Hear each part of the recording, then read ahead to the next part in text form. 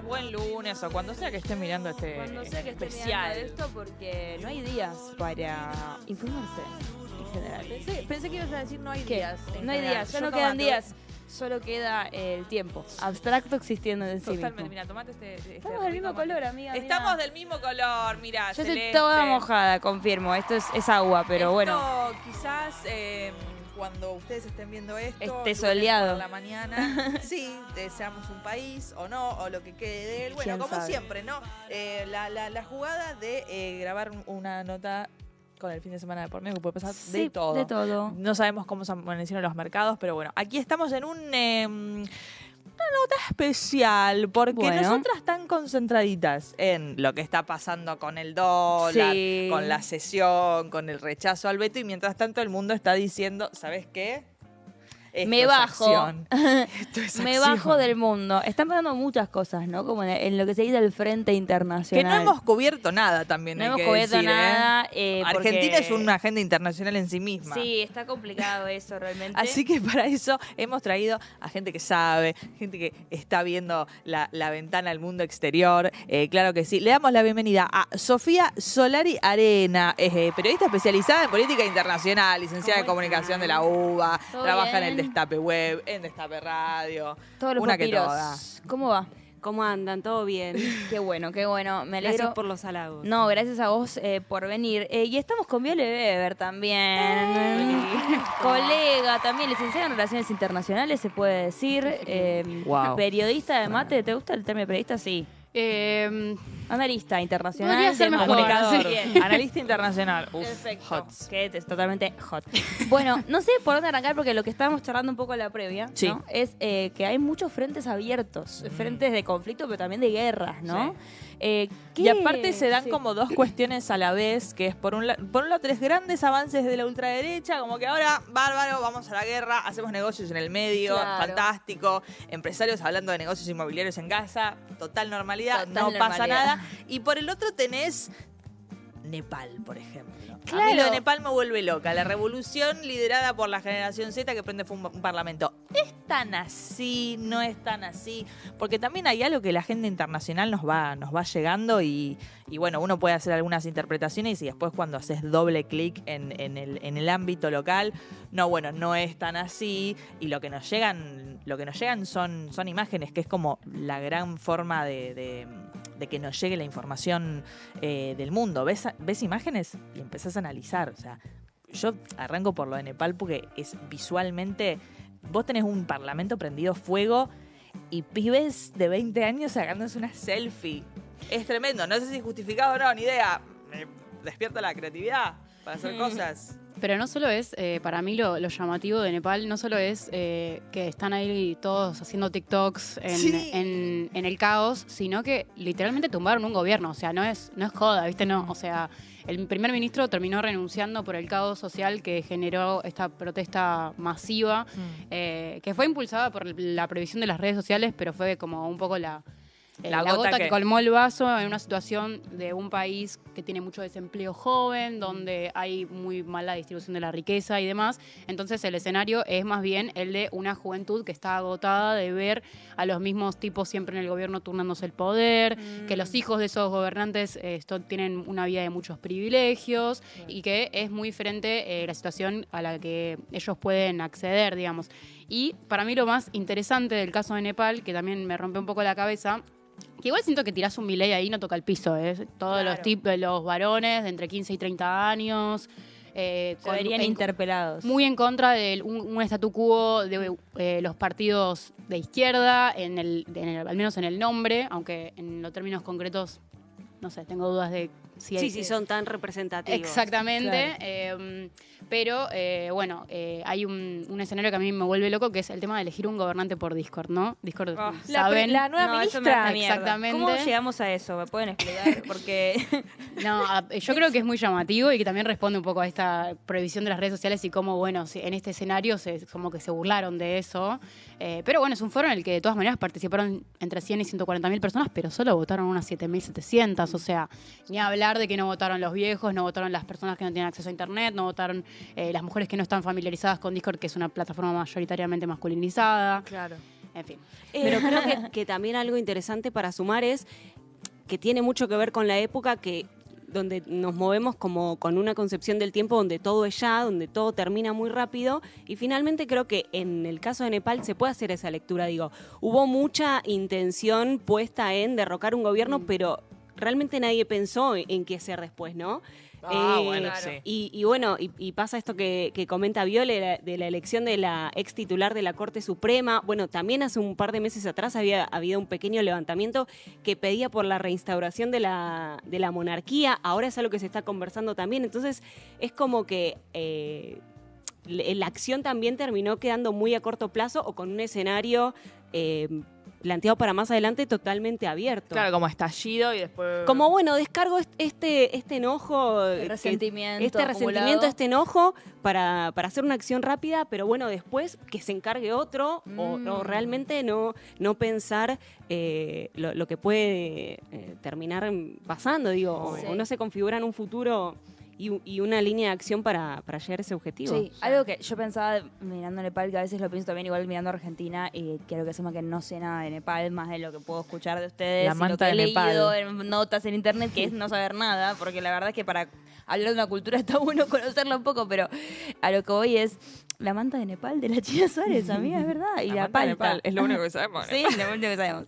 No, lo que pensaba es como, estamos en una era que produce medios sujetos ahistóricos, ¿no? Que se creen como escindidos de su contexto y pareciera que hay una disociación de estos sujetos con qué es el Estado y qué rol ocupa el Estado en una sociedad. Y yo miraba lo del Nepal y sentía eso, ¿no? Como, claro, hay como una gana de un conocimiento, el poder está ahí, lo vamos a derrocar, pero como también una falta de idea de, che, alguien tiene que administrar este quilombo. Bueno, es uno de los comentarios que surgían precisamente sobre la posible reinstauración de un orden monárquico. Decían, bueno, al menos antes el rey ordenaba. Claro. Ahora, ¿qué pasa? O sea, ¿cómo encaramos este caos, no? ¿Se consideró eso en Nepal? Eran, digamos, en el medio de las entrevistas que se estuvieron haciendo Claro. estos días, surgían esos comentarios, que ya surgieron, me acuerdo, hay una frase de Lacan cuando fue el Mayo francés que dijo, en definitiva, en el Mayo francés estaban buscando un amo, se fue de gol, y después no pensaron una alternativa política, ¿no? Como que, bueno, es una de las posibles lecturas.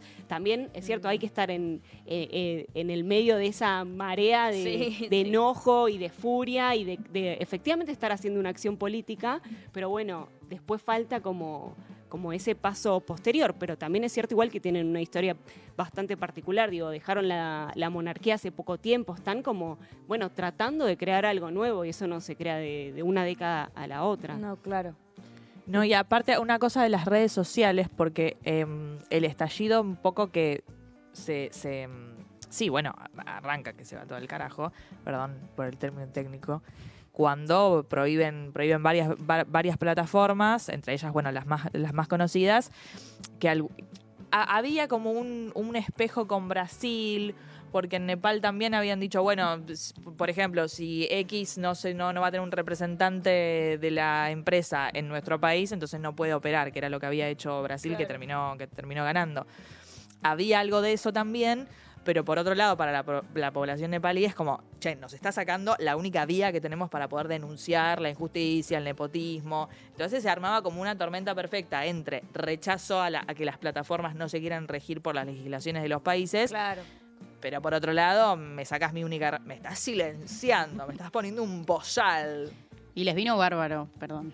¿A las empresas o a...? No, digo, al Ah, gobierno no, como excusa, o sea, porque si vos lo pensás, es verdad que no tener un representante legal es un motivo súper válido para banear una empresa en tu país. Lo que pasa es que primero son todas las redes sociales juntas, lo cual ya Claro. es sospechoso. Pero además ya venían de un clima creciente de crítica al gobierno y sobre todo a partir de la difusión del hashtag NepoBabies, a partir de esta como viralización de un video en el que se mostraba como la vida esta lujosa que tenían los hijos de los gobernantes, atravesada por viajes, autos, una vida de mucho lujo, de esas, vieron capaz que que a veces se ven en redes sociales, pero asociada al poder a partir con la tuya contribuyente. Claro.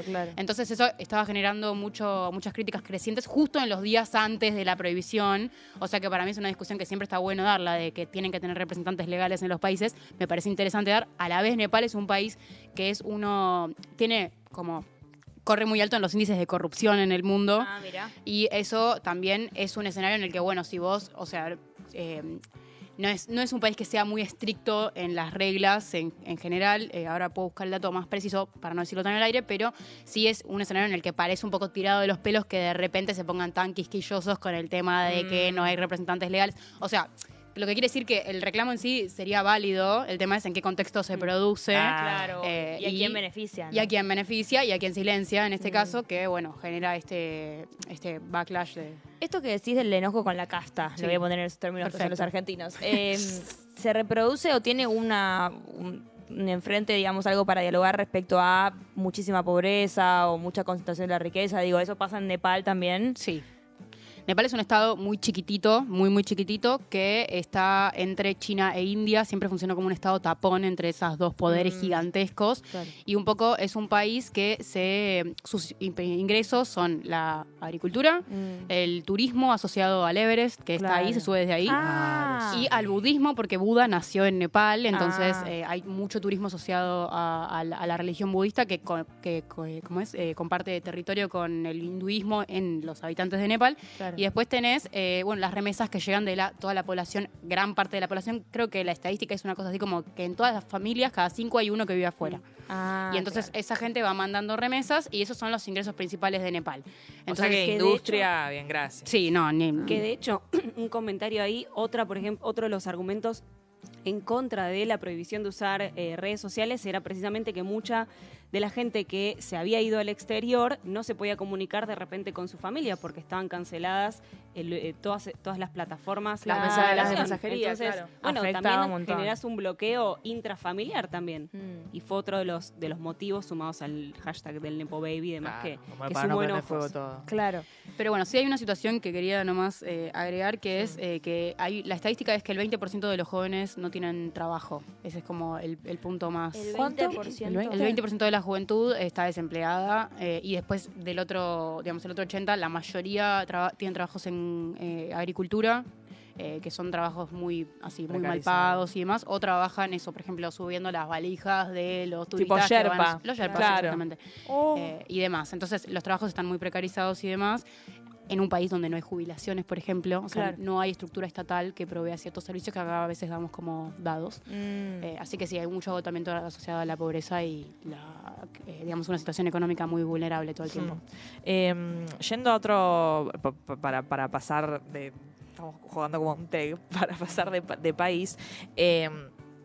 Yo, bueno, recién le comentaba a Sofi, otro lugar que también es el foco de la atención es Israel. Sí, Y el ni hablar. conflicto en Gaza. Entiendo que fue ayer que Estados Unidos volvió a vetar una resolución que pedía el alto al fuego en Gaza. Bueno, lo vuelve a hacer. En paralelo empiezan a salir empresarios inmobiliarios hablando de los futuros negocios en Gaza, los futuros negocios inmobiliarios. De o sea, reconstrucción. Claro, o sea, lo ahora de que las que torres. destruyeron todo, digamos. Total, quieren hacer y aparte no. hablando de eso como si esto siempre fue lo que estábamos buscando, Ujú. sí, que se limpiar esa zona, o sea, asesinar a toda su población, y entiendo que hoy también era el plazo que le había dado Israel al pueblo palestino para que los que queden se vayan porque van a bombardear todo. Se vayan es no sé a dónde porque tienen todas las vías bloqueadas. Y en eso, perdón, hago toda esta introducción porque es un loco realmente todo lo que está pasando. Sale Netanyahu en la cuenta de X, en la cuenta oficial del primer ministro, a decir: chicos, yo no maté a Charlie Kirk. De hecho, yo me llevaba re bien. Estaba todo Maté a bien. otros, porque pero hay no toda- hay niños palestinos. Ahora pero que a lo dijo Charlie él se Kirk puede no. hablar, porque yo tenía miedo de hablar de eso públicamente antes, pero había toda una corriente que estaba diciendo, che, lo mató el Mossad. Sí, Ayúdennos un poco a entender esto. O sea, quede todo, ¿no? Y aparte Donald Trump, perdón, que le preguntan ¿cómo estás con lo de Charlie Kirk que se murió? Tipo, Claro. estoy bien. Y de hecho acá están construyendo vamos a construir ¿Homenaje? una sala de baile de Ah. la Casa Blanca, así que estamos con eso. Es como un No, nivel no, de... bueno, Yo creo que van a estar buenos estos días porque va a haber mucha actividad en la ONU, muy esperada, Que ¿no? tiene La que ir conferencia Milei, de la ¿verdad? ONU, donde va a ir Milei, donde también Estados Unidos sacó muchísimos visados a miembros de la Autoridad Nacional Palestina para que no fueran, porque va a ser realmente un encuentro bastante importante porque muchos países aliados de Israel se comprometieron a reconocer al Estado de Palestina, ¿no? Entre ellos Francia, Reino Unido, Canadá. Entonces hay realmente muchísima expectativa por eso y porque además también en los últimos días hubo muchísimas definiciones aún más fuertes contra Israel, ¿no? Porque, si no me equivoco, esta semana una parte de la ONU, una agencia de la ONU, volvió a insistir o insistió formalmente con que Israel está cometiendo un genocidio en Gaza. Sí. También declararon la hambruna un par de semanas atrás oficial en Gaza. Digo, está habiendo como cada vez más reveses contra Israel. Hace un mes Alemania dejó de venderle armas a Israel. Digo, como que hay cada vez más presión, cada vez quedan más en solitario Israel y su amigo Estados Unidos. Entonces va a estar bueno para seguir lo que pase la semana que viene en la ONU. No sé cómo lo ves porque, bueno, Que se pique un hay poco. muchísima más expectativa por el reconocimiento de estos países, porque haya mucho más calor político en relación al conflicto. Sí, yo creo que la definición que mencionabas recién de genocidio hubo esto, como una comisión especializada Exacto. que investigó el tema, que es una comisión que tiene mucha legitimidad a escala diplomática global, porque es como esas comisiones que son muy exhaustivas en la forma de relevar los datos. Entonces tiene, bueno, eso, como mucha credibilidad en un momento en el que, bueno, tardamos mucho en llegar a este consenso. Y bueno, también este escenario en el que diferentes países europeos, inclusive Macron, que bueno, después podríamos analizar si él tiene también una distracción posible para apurar ahí en relación a su situación interna, pero en relación a Gaza, a varios países europeos, Pedro Sánchez el español también viene llevando adelante como un pedido muy importante para condenar las acciones de Israel. España cortó relaciones comerciales con Israel y medio que instó a los demás países europeos a hacer lo mismo, cosa que fue bastante bisagra. Sí. España no es un país que sea relevante en términos del peso geopolítico, los recursos, el comercio, pero sí es un poco una búsqueda que está llevando adelante Pedro Sánchez por convertirse de alguna manera en el líder europeo que pueda llevar la bandera de la protección de la población palestina que está siendo hambreada y Y genocidada. lo pone en la sobre la franja de mesa, Gaza. porque el fin de semana, cuando decidió cancelar la carrera de ciclistas, Sí. de repente se armó toda una discusión, incluso interno adentro de España, con líderes de Vox, con Isabel Díaz Ayuso, que es la autoridad máxima de Madrid, pero a su vez también tuvo ecos internacionales. Entonces me parece que son presiones que ayudan y que hacen que el tema no se corra de la discusión. Sí. Y que también aumentan la presión sobre Estados Unidos, porque hay un agotamiento que igual se viene viendo también en otras situaciones como en la guerra en Ucrania, en la cual hay un choque entre los objetivos europeos y los objetivos estadounidenses, pero bueno, también hay un poco una presión de los aliados occidentales de que Estados Unidos suelte un poco la mano en el sentido de que,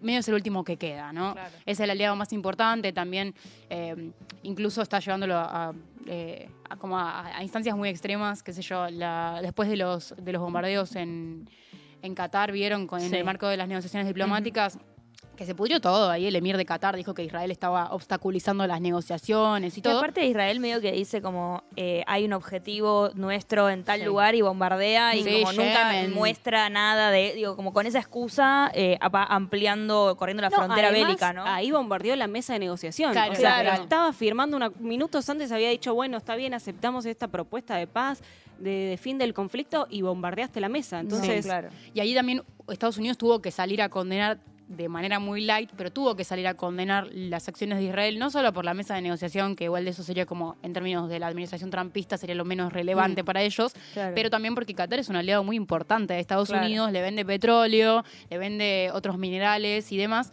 Entonces, bueno, ahí tenía una relación que proteger, pero bueno, al toque que dijo que Israel se le pasó la mano por hacer ese bombardeo en Qatar, que viola la soberanía de Qatar. O sea, no estamos hablando de un ataque más en un territorio que ya estaba en guerra, sino en un nuevo país que no había sido atacado recientemente, y inmediatamente después de decir, che, se pasaron acá, mandó a Marco Rubio a Israel a Sí, decir, está claro. todo bien, igual con Israel, estamos todo bien. Ahora, ¿no sienten que, quizás me equivoco yo por ignorante, pero que lo de Israel está poniendo un poco un jaque en como un principio que hay en las relaciones internacionales de los países o las relaciones exteriores de no intervenir, ¿no? Como en conflictos bélicos que no te involucren en primera dimensión, ¿no? Como esta tradición... El principio de no injerencia. Gracias, el principio de no injerencia, como que en algún punto igual digo, hay otras etapas de la vida y de la historia en la que hemos visto a los países ingerir, por ejemplo, en la Segunda Guerra Mundial con el nazismo, pero Claro, digo... por eso lo decía en términos de ayuda o en términos de posicionamiento. No, de posicionamiento, político. porque de ayuda eso sí ha ocurrido, me parece, pero posicionamiento político de esto, es decir, que los primeros mandatarios del mundo se vean obligados a expedirse sobre si hay o no un genocidio en Gaza,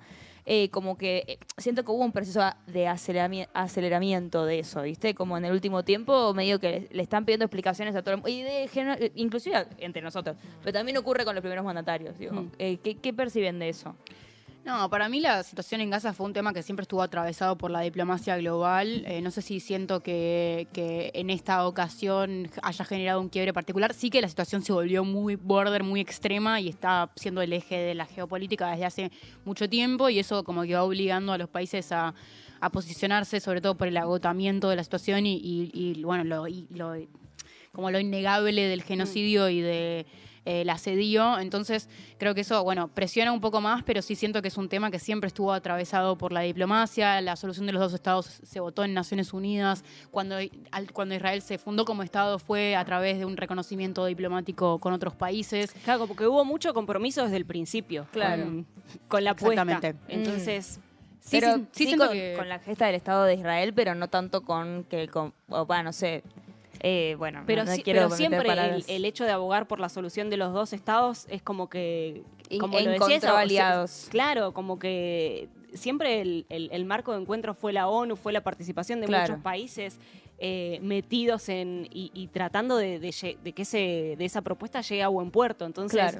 me parece que se cae de Maduro y obviamente, como lo decía, ¿no? Cuando es innegable la masacre, digo, donde los números oficiales dicen una cosa, pero los relevamientos de la ONU, la gente que está ahí, hablan ya de más de 300.000 muertos. Claro. Me parece que no...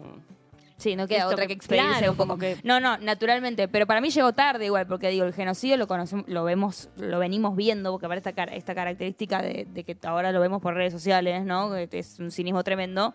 Y pareciera como que la comunidad internacional tardó igual un poco en decir, bueno, no podemos seguir bancando o siendo los países que son aliados de Israel, o tipo, bueno, esta decisión de Macron de posicionarse, qué sé yo, no sé. Sí, lo Bueno, vimos recién este año. Eso digo, como que... También hubo mucho laburo de Estados Unidos de hacer que el tema se corra de la agenda. Estados Unidos tratando claro. de que Israel normalice las relaciones comerciales con otros países árabes que fueron aliados de Palestina durante mucho tiempo. Como hubo una intención de Estados Unidos de bajarle la centralidad al tema, que para mí fue fundamental para Israel, como todo lo que hizo Estados Unidos por Israel en este conflicto, en esta situación, porque el conflicto me parece un poco injusto. Pero bueno, no sé a qué. No, ¿y creen posible, digamos, que Estados Unidos le suelte la mano a Israel? No. No lo veo. ¿Por qué? No lo veo, no Porque pasó, no lo veo, está Claro. totalmente comprometido, mucho más la administración de Trump, todas las administraciones de Estados Unidos, pero particularmente esta, no lo veo. No, la verdad que no, pero incluso también haciendo una comparación por lo que decía Viole, a partir de esta semana, creo que es este fin de semana que empiezan los encuentros en la ONU, también otro de los temas que va a tomar centralidad, pero que la perdió un poco en la discusión política, es el conflicto en Ucrania, ¿no? Es la guerra Bueno, en Ucrania. claro. Y eso digamos, la masacre de Israel en Gaza ha hecho que también un poco ese conflicto se corriera de la escena, pero va a estar en el marco de los encuentros de la ONU y bueno, es otro de los conflictos que no tiene solución en el próximo plazo, me parece. O sea, Rusia está cada vez tomando más territorio ucraniano, Trump mete presión, se junta con Putin, no pasa nada, parece que hablan y que van a llegar a un acuerdo, pero no. Así que ese es otro de los temas también que me parece que la semana que viene vamos a tener bastantes novedades o Sí, pues, titulares. se habían juntado en Alaska, estaba todo bien, como una buena foto. Después la última que teníamos, ya yéndonos para ese lado, Rusia, China, se habían juntado Putin y con Xi Jinping. Hablemos de la inmortalidad. Esa fue Ellos ya bárbara. están muy en trascendido igual. O sea, para Ellos mí- ya están en otro plan. Y sí, claro, porque para Bueno, mí... China el otro día mostrando, mirá nuestras nuevas armas, mirá, lo de tenemos China el banda otro de día sonido fue tremendo también. Igual la superioridad militar de Estados Unidos es muy superior a China. O sea, ¿Sí? es todo desfile, sí. Sí, Fue como No, el ellos tienen pavo que real mostrar- que muestra sí. las plumas, pero no. No, lo preguntas sobre fuerte eso. de China es el comercio y la producción y la manufactura y la independencia comercial que tienen. Claro. Para mí y bueno, la manera en la que te giro en redes globalmente desde una forma de aprovechar lo máximo que podían de todos los países sin poner en riesgo el nivel diplomático y las buenas relaciones con los países con los que negociaron. Pero para mí lo más interesante ahí es cómo Xi Jinping recibe a Putin como de alguna manera Cercate negra. claro, sí, un escenario en el que Putin se vuelve el eje de la geopolítica en este pseudo escenario de guerra fría que tenemos ahora, que igual ellos dicen no queremos la guerra fría, pero bueno. Está sucediendo. Guerra claro. comercial, poner el nombre que quieras.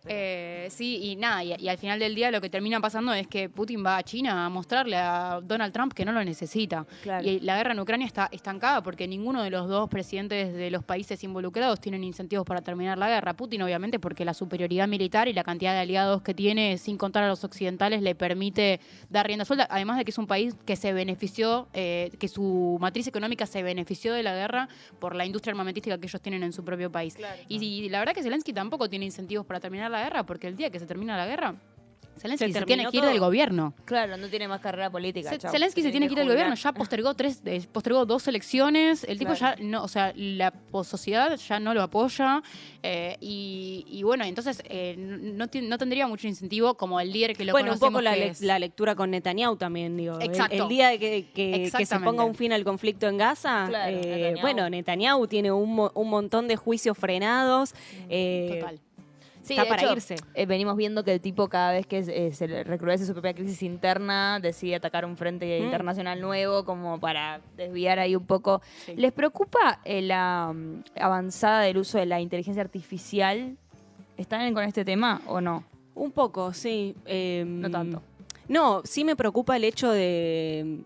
Justo el otro día leía un libro de Shoshana Zuboff, que es una filósofa, socióloga, que estudió en Harvard y que sacó un libro que lo editó la UNSAM ahora en español, pero el libro es de 2022. Claro. Y es muy, muy interesante porque hace todo un relevamiento y un recorrido de cómo en los últimos 20 años, desde que estalló Internet y en el último tiempo, desde que se creó la inteligencia artificial y fue avanzando, el hecho de que no haya habido ninguna regulación, de que los estados democráticos no hayan podido resolver ese problema porque no tenían la capacidad, porque no lo consideraban una prioridad o porque se podían sacar beneficio por algún lugar, terminó generando corporaciones enormes que controlan muchísimos aspectos de nuestra vida, lo que consumimos, lo que no consumimos, de lo que nos enteramos, de lo que no nos enteramos, por dónde pasan las investigaciones hoy en Internet. No, y para la guerra, yo pensaba Claro. en la guerra estaba viendo la utilización de drones que asesinan Sí, de forma totalmente automática. automáticos. Como ya ni siquiera necesitas una persona que mate a otra persona, como. ¿no? O puede ser una persona que esté muy lejos. Claro. Y que, Un gamer. Claro, exactamente. Sí, en un otras gamer, partes sí. del mundo que no tienen Desde ningún... Argentina. Sí, personas que no tienen ningún tipo de... O sea, no tienen que tener contacto con la guerra ni involucrarse de manera real con las personas que matan y se vuelve como esto... Vieron que hablamos mucho de la como gamificación, como la... Sí, eso, como que se convierte en un juego, lo hablamos mucho en relación a ciertas plataformas de laborales en este momento, pero ahí también como que aparece esta idea de, bueno, nada, la matanza de civiles, la matanza de milicos, incluso como un juego, como el estar jugando al Counter-Strike ahí en tu casa y de repente estás matando personas en la vida real, y esa desconexión para mí es súper preocupante. Black Mirror directamente. Sí. Sí. De hecho, es un problema que está apareciendo ahora, ¿no? Muchos soldados israelíes están totalmente afectados por la masacre en Gaza. Bueno, de repente, si vos lográs automatizar la ejecución de personas, ese problema te lo sacaste de encima. Claro. Y yendo un poco más a nuestra región, que comparado con todo esto, realmente es un patio de juego jardín. Realmente tengo que decir que igual No es sé América si Maduro Latina. piensa lo mismo. Bueno, igual Bolsonaro. América Latina siempre fue la región más pacífica del mundo y lo sigue siendo. Estados Unidos viene cada tanto, te avisa, bueno, bombardeamos un buque proveniente de Venezuela porque estaba lleno de narcos muy extremadamente violentos. Los tweets son así, o sea, los redactó mi vieja. Pero bueno, mientras tanto Uno se ríe, pero es para llorar. pero es para llorar. Ahí hay una avanzada de Estados Unidos en Venezuela. Y también pienso en ya más al sur, ¿no?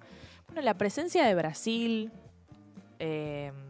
parándole la mano más de una vez a Estados Unidos. De hecho, bueno, hace poco Trump se había metido en la polémica esta por la condena de Bolsonaro, por el intento de golpe de Estado, que lo amenaza a Lula como sacámelo, porque si no te voy a subir los aranceles, como cosas que tipo, no deberían poder hacer los jefes de Estado.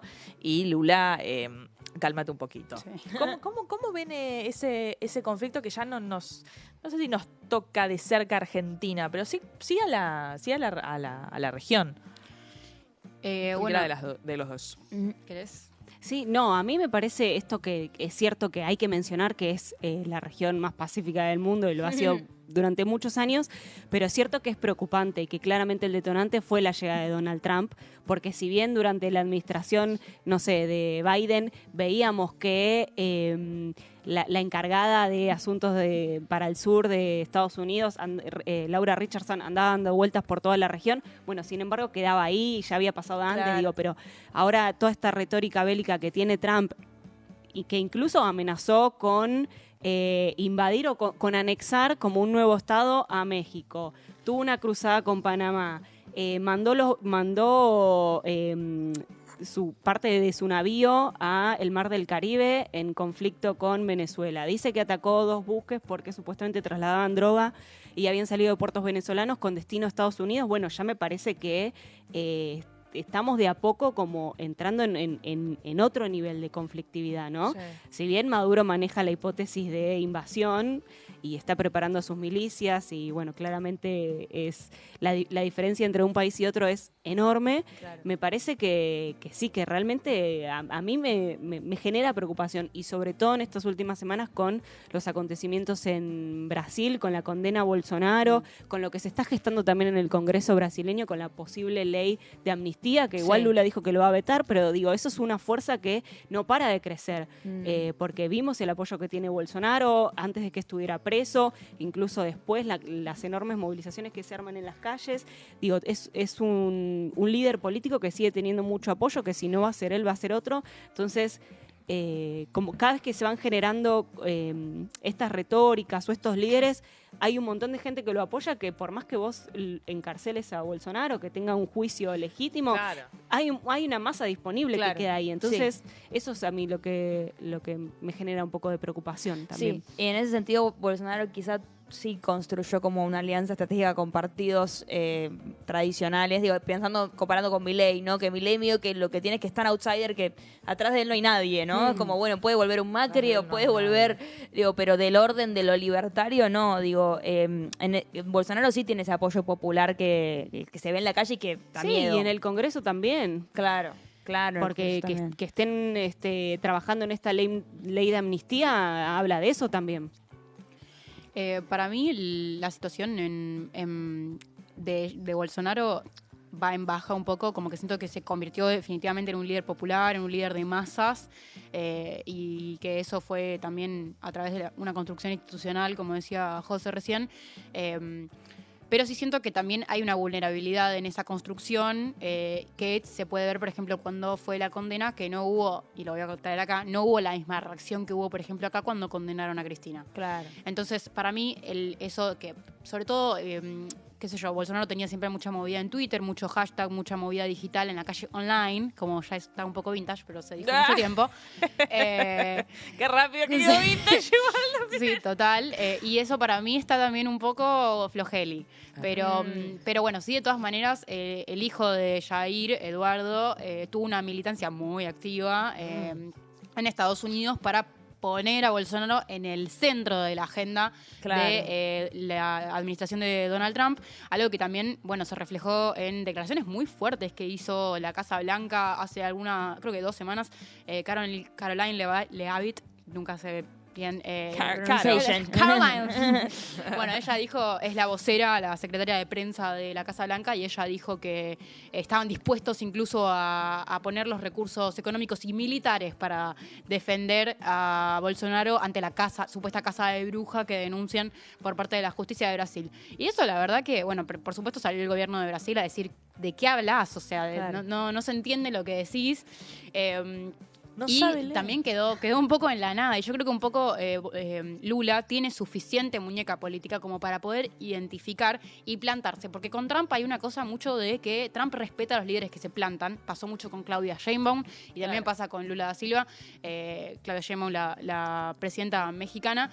Y bueno, también es en ese marco que aun cuando los gobiernos de la región, incluso los más progresistas como el gobierno de Brasil, fueron muy críticos de la elección, y me voy a Venezuela, de Maduro, que fue bastante fraudulenta, para decirlo, Hay que decirlo, che. Las llanamente. actas no las vimos. Las actas no aparecieron.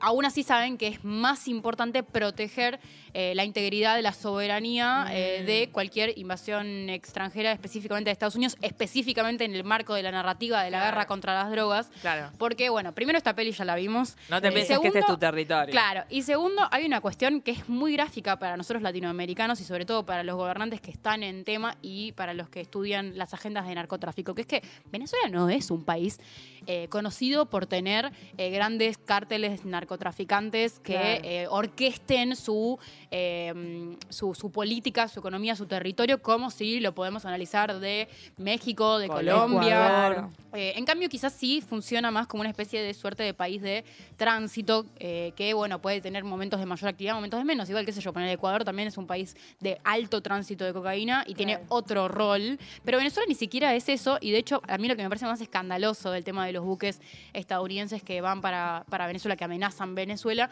es la acusación de que Nicolás Maduro, Diosdado Cabello y los suyos, digamos, la primera línea de venezolanos en el poder, de que forman parte de un cártel que ellos denuncian que bueno, básicamente es la razón principal para atacar a Venezuela, es que sus gobernantes son los líderes de un cártel que ni siquiera está comprobado que sea un cártel en sí, ni siquiera está reconocido por las grandes ONGs que estudian estos temas, ni por otros gobernantes, ni, bueno, obviamente por el gobierno mismo de Venezuela, sino que, bueno, hay también unas hipótesis de corrupción atrás de estas acusaciones, pero la narrativa que impone Estados Unidos sobre esta red, bueno, está rara, y te lo puede decir cualquiera que estudia el tema, no solo gente de izquierda. Claro, sí, o sea, incluso gente de derecha que estudia mucho el tema y que son muy cuidadosos del tema y que pueden tener una narrativa, una forma de abordarlo diferente a la que quizás tendríamos nosotros o tendría Lula.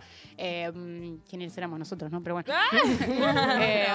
Nada, quiero decir, incluso los que no están de acuerdo, está la justificación para atacar a Venezuela está rara. Floja de papeles. Exacto. Totalmente. Ay, bueno, chicos, muchísimas gracias por habernos acompañado. La verdad, Fuimos a Ezeiza, nos metimos con Nepal. Todo, Israel, Venezuela, Estados Putin, Unidos, Ucrania, Israel. la hermana de la otra. Y todo. sin comprar $1 a 1.500. Chicos, Bueno, barato, bueno, no, está... Y no bueno, igual hablamos- esto... Voy a hacer un ejercicio. ¿Qué? Porque esta nota está grabada, ustedes ya lo saben, es el contrato de lectura, ¿verdad? Ahora, estamos a viernes, Alerta a tu son corapado. las 10:56 y el dólar oficial está 15.15. Bueno, ¿quieres hacer un pro Hacemos de... No, yo no quiero predecir nada. Nada, no pero predecimos digo, nada. Lo Simplemente ven les ustedes, contamos a cuando lo ustedes. vean, ay, mira qué gracioso, está 2000. No, bueno. Bueno, las Sácame, risas, vamos. ¿De qué Bueno, reían? Viole Weber, Sofía Solari Arenas. Exactamente. Lo dije. Sofía Solari. Claro que sí. Bueno, muchísimas Se gracias. tiene sus completísimo. redes sociales, se las puede seguir ahí. Sí, perfecto, listo. Sí. Gracias por Check. todo. Nos vamos al informativo. Ustedes se quedan ahí, ¿eh? Ya venimos.